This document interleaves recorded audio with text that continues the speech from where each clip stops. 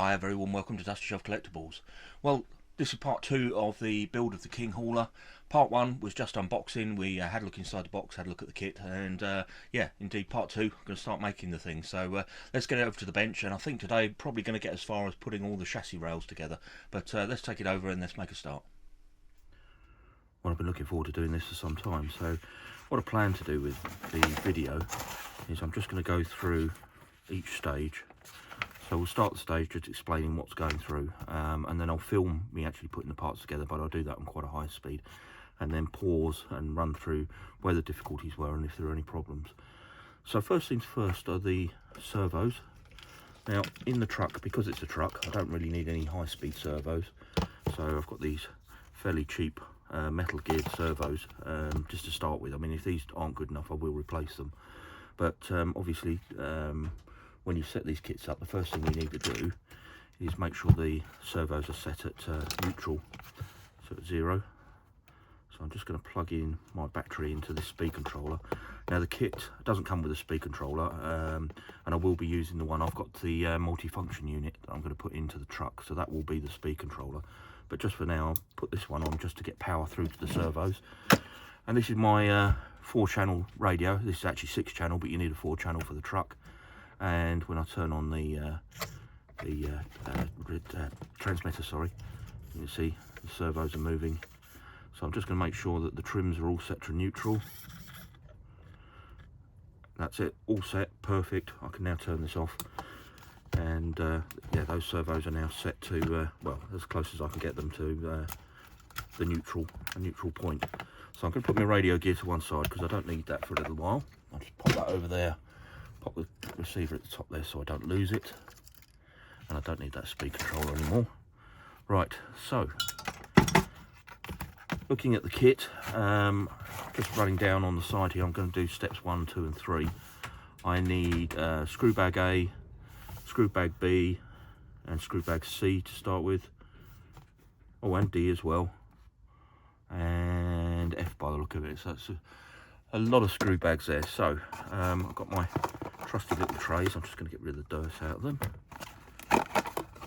So these little trays, this is a nice little handy hint that somebody once told me. You get your screw bags and just tip them out into the trays. Just bring those into frame a little bit more just while I shoot this bit. So if I cut these open, you pour them into the bags like so, but then leave the packet in with them, then you know which bag is which. So there's a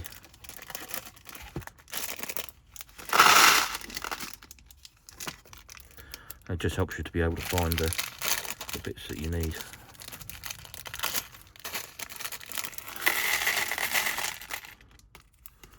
Okay, I'll just push those out of shot so I can see the instructions. Right, so I'm going to go ahead and assemble these bits, and yeah, as I say, I will speed up the footage on this bit, and then you can rejoin me as we talk about the build process.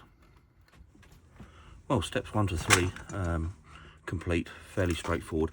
The only issue I had is actually the servos I'm using. This comes with fittings for Swannier and Futaba. These are aftermarket cheap servos, so because they've got metal gears, they're threaded, so you can't use self tappers in them. So I've gone and found some stainless hex heads to go in there. You can see them here, and they've gone down and they've tightened down nicely. The only problem obviously is I don't know where the arms go and whether this will be in the way, so I may have to change those, but that's purely because of the servos that I'm using. So moving on to the next step, obviously these parts are all assembled. I've put these 2 nuts in there. I think you saw me do that. Just push those nuts in there. So that's parts, all of the bits all done up to part number 3. Part number 4 is assembling the chassis. So I've cut the bits off. I've got my 2 chassis rails here, and I mean, this is where the sort of true value of the kit comes in. I mean, these sort of precision drilled holes in the aluminium framework for the chassis, and you can begin to see the size of the truck. You know, what a monster. So what I'm going to do is going to start at the front and just literally assemble this front to back, and do these 2 steps, and then we'll come back and talk some more.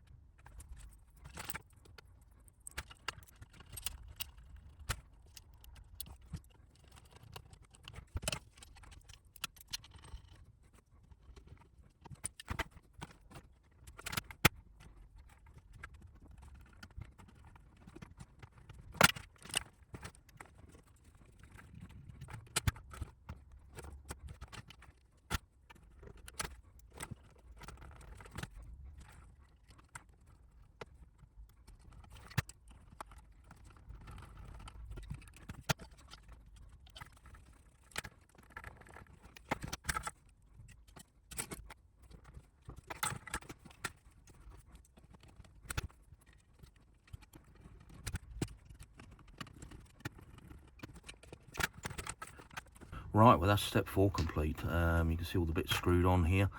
Really impressed. I've mentioned about the precision drilled holes. Most of these are actually threaded, and I didn't realise that at the time. So obviously quite an expensive process there to make these side rails and thread all those parts. Now you did see me use the electric drill there. I'm afraid 24 screws in, and my hand was starting to give up.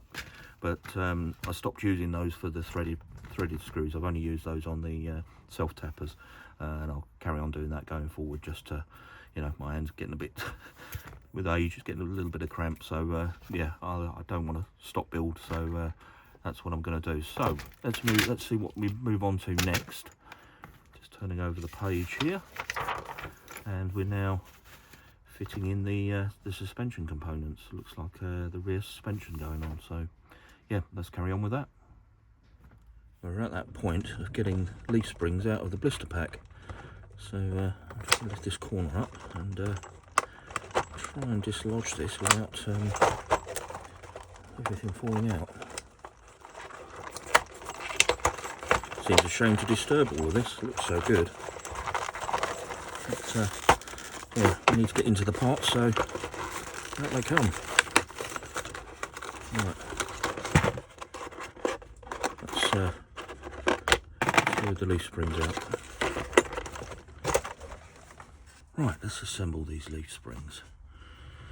So this part, let's do this round this way. So that sits over there. 2 U-bolts, fairly straightforward. Over the top there. Plate through here, like that. Okay, another U-bolt.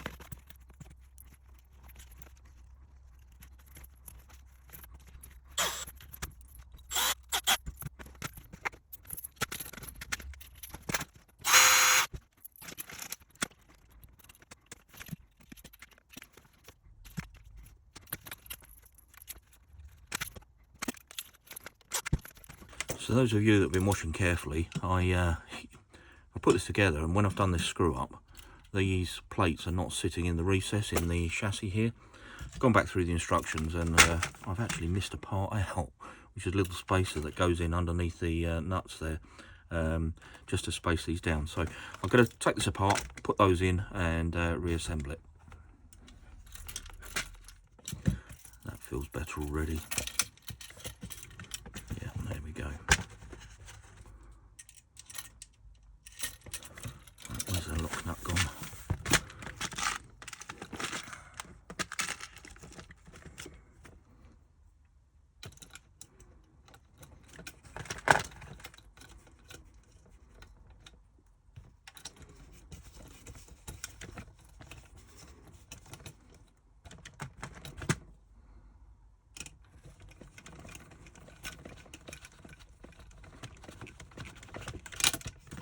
Okay, right, very good.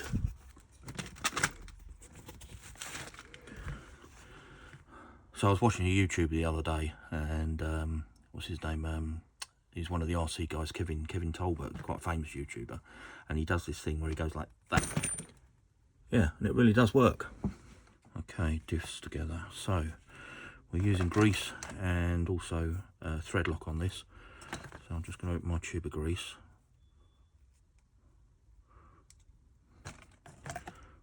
Okay.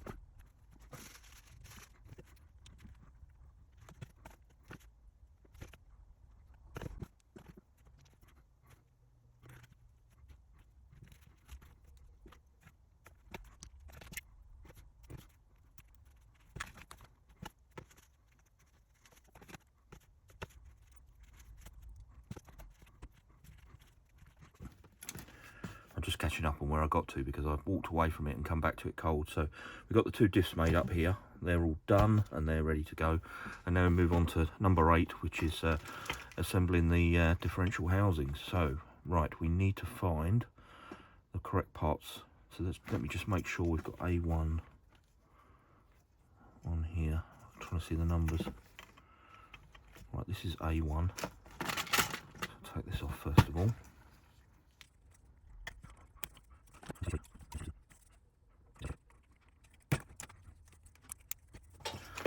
Right, so now the kit does come with these, I think they're probably phosphor bronze bearings, but I actually want to put ball races in, so I've got a set of ball race replacements here. So these are proper Tamiya parts, and they are rubber sealed, so they are waterproof bearings.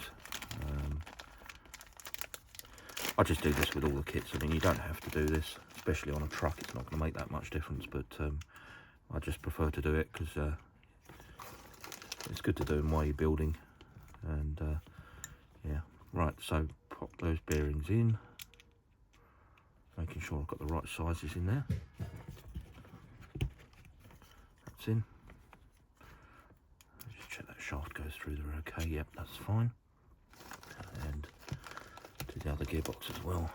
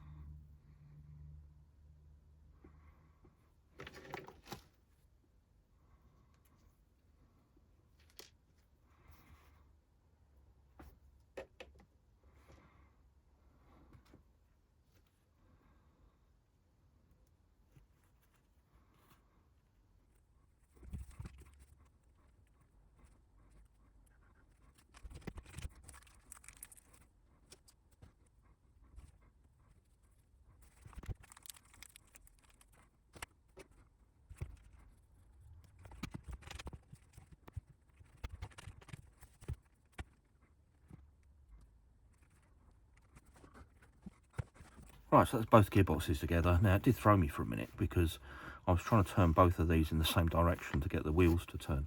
But obviously, if you turn this one, you see, you may be able to see the wheels are turning clockwise. This one's turning clockwise, but this is turning the opposite direction. Now, if I turn this in the same orientation, these wheels, obviously up that way, sorry, are now turning clockwise, so that is correct. So they are together. Quite pleased with those. They feel quite free running as well, which isn't too bad, considering that, you know, they're not had any power in them, and obviously not running, so that's pretty good. Right, let's move on to the next step. Over the page. Right, bring the chassis back across. So let's do the rear box first, which is this one. Now I want to make sure, just going to put this around the same orientation as the picture, just to be absolutely sure I get these around the right way. So that goes through like that. No thread lock needed, no. Okay. So we've got a supporting bracket that goes toward, points towards the rear. That goes in there like that.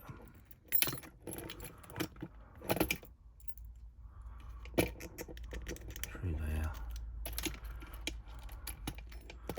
Like so.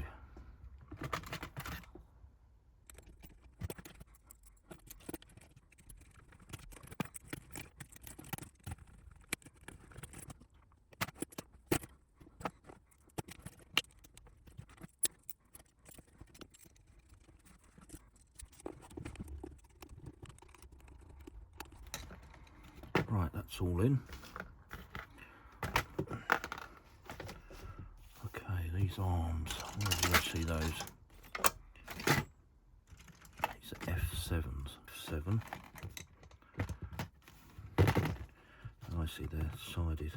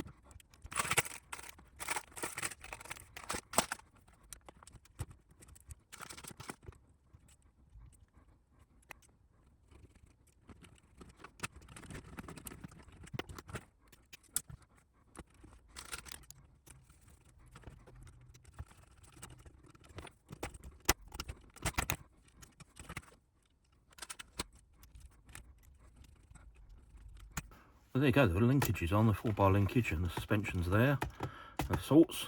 Drivetrain all working in the right orientation, so when I turn this one direction, all 4 wheels turn in the same direction, so that's good. This joggle here is supposed to be there, so that's all good. Make sure I put nylock on the nuts there. All gone together really cleanly, really superb. Really pleased with it. It's looking very, very good. So, shock absorbers. Let me just slide the book up so you can see. Just down here. So let's get some bits together and yeah, see what we've got. Right, I'm going to assemble one of these and then the rest I'll do at high speed. So we take the cap off. We drop this little grommet onto the screw shaft. That drops in. Pop a spring in. Put the cap back on. Nice and easy. And then just one of these number 3 pieces just screws on the end. Actually, I'll tell you what I'm going to do.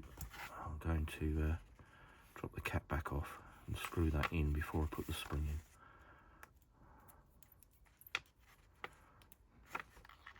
That'll make life easier. In fact, that's exactly what it says in the instructions.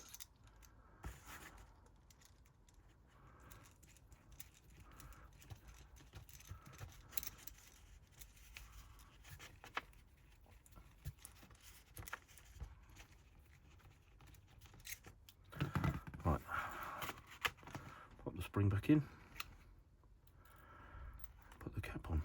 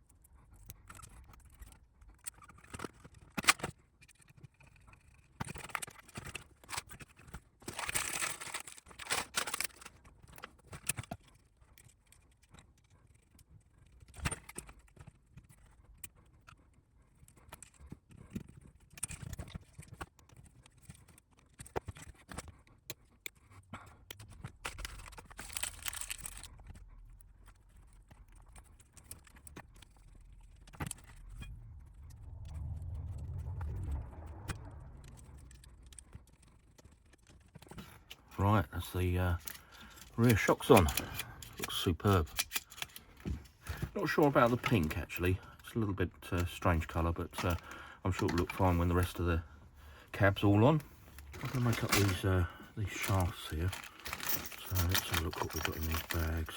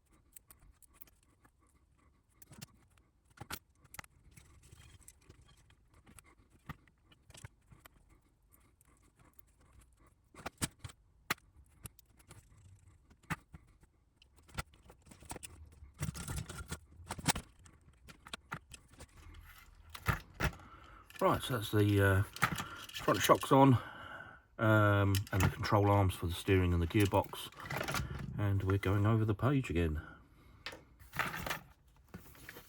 Right, front suspension.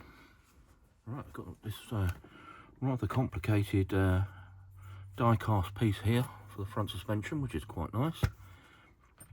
Let's see if we can get this together properly. So, we've got the leaf spring sits in here.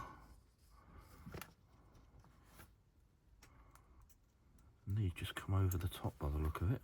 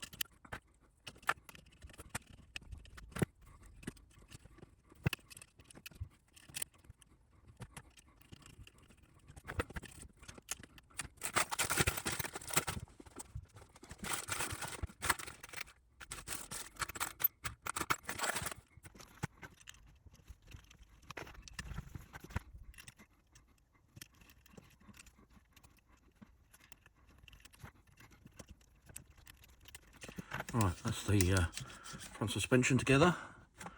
So onto the uprights.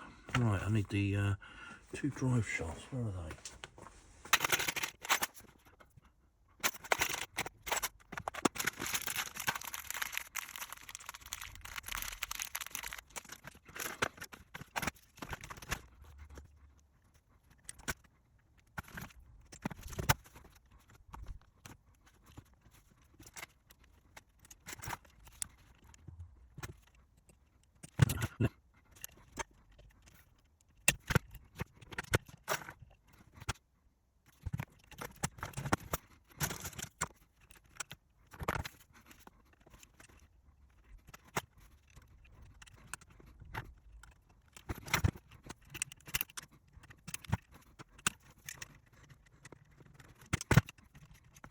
Okay, I think that's both sets of suspension on.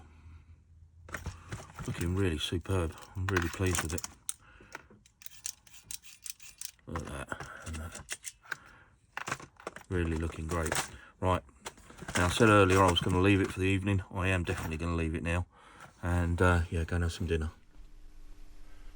Well, I am amazed at the quality of the kit, as you've seen as I've been building it, particularly the side rails.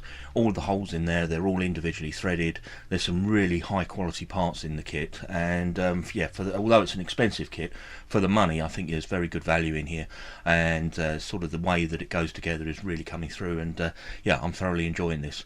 So anyway, well, if you enjoyed the video, please do give it a thumbs up, and why not subscribe, and it'll tell you when the next part's coming up. As I say, I'm going to try and keep these to about 20 minutes long.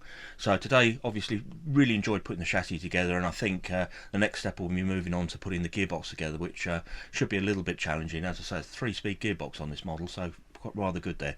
Anyway, we'll leave this one there. Thank you ever so much for watching, and I'll catch you on the next one.